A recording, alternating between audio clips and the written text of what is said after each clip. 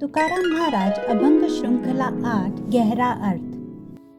परिमळ म्हणून चोळू नये फूल, खाऊ नये मूल आवडते. मोतियांचे पाणी चाखू नये स्वाद, यंत्र भेदुनी नात पाहू नये. कर्मफळ म्हणून इच्छू नये काम, तुका म्हणे वर्म दाऊ लोका. किसी चीज को सिर्फ अपने सुख के लिए नुकसान पहुंचाना गलत है. हर सुंदर चीज का सम्मान करना चाहिए, चाहे वो फूल हो, इंसान हो, रिश्ता हो या किसी दूसरे की चीज हो, उसका सम्मान करना चाहिए. जिस चीज का मूल कारण, जड़ या आधार आपको प्रिय हो, तो अपने स्वार्थ, मूड या पागलपन में आकर उसे नुकसान नहीं पहुंचाना चाहिए, क्योंकि अगर जड़ ही खराब हो गई तो फल अपने आप ही खत्म हो जाएगा.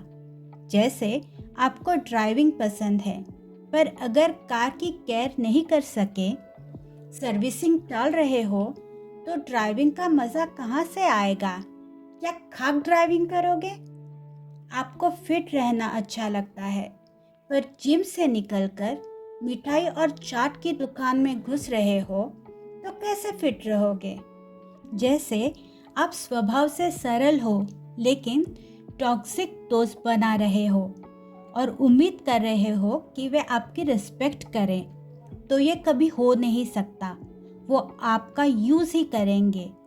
आपकी जड़, दोस्त ही आपके स्वभाव से मैच नहीं कर रहे, यही समझना ज़रूरी है. मोती या बहुमूल्य वस्तु को उसके स्वाद के लिए खर्च नहीं करना चाहिए. मतलब हर चीज़ का उपयोग उसके उद्देश्य के अनुसार करो, लालच के अनुसार नहीं. कीमती चीज़ों को फालतू में नष्ट मत करो, चाहे वस्तुएं हो या अवसर.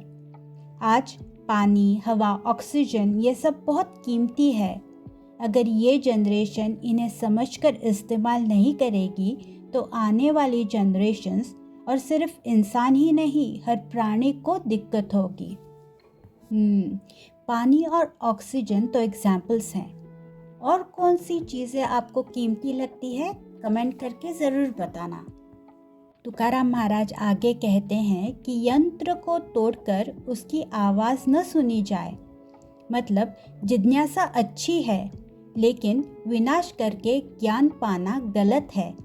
अगर आपको उसके अंदर की ध्वनि या आवाज़ सुननी है, तो यंत्र को तोड़कर भी कोई फ़ायदा नहीं, और अगर तोड़ दिया तो जोड़ना भी आना चाहिए. कुछ चीज़ें एक बार टूट जाए तो जुड़ती नहीं.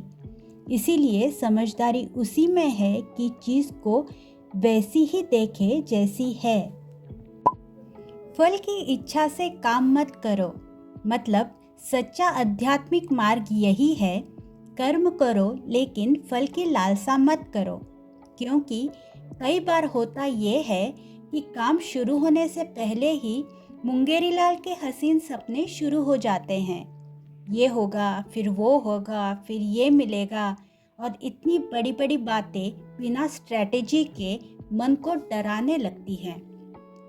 जैसे पतला होना है, पर फिर डाइट करो, ये मत खाओ, वो मत खाओ, बाहर मत जाओ, रोज़ जिम करो, योगा करो, और इतना सोचते सोचते ही मन घबरा जाता है.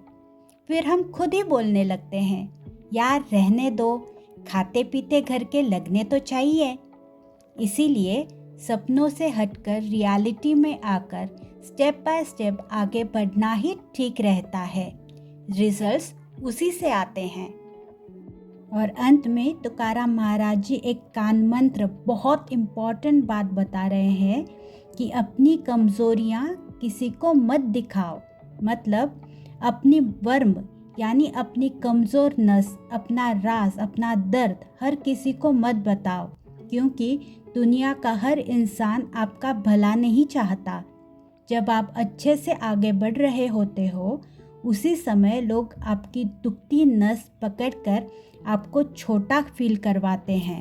जिसे तुम अपनी सबसे गहरी चोट दिखाओगे, वही कभी उसी चोट पर घाव करेगा. धन्यवाद. आपको ये एक्सप्लेनेशन कैसे लगा कमेंट करके ज़रूर बताना। Thank you.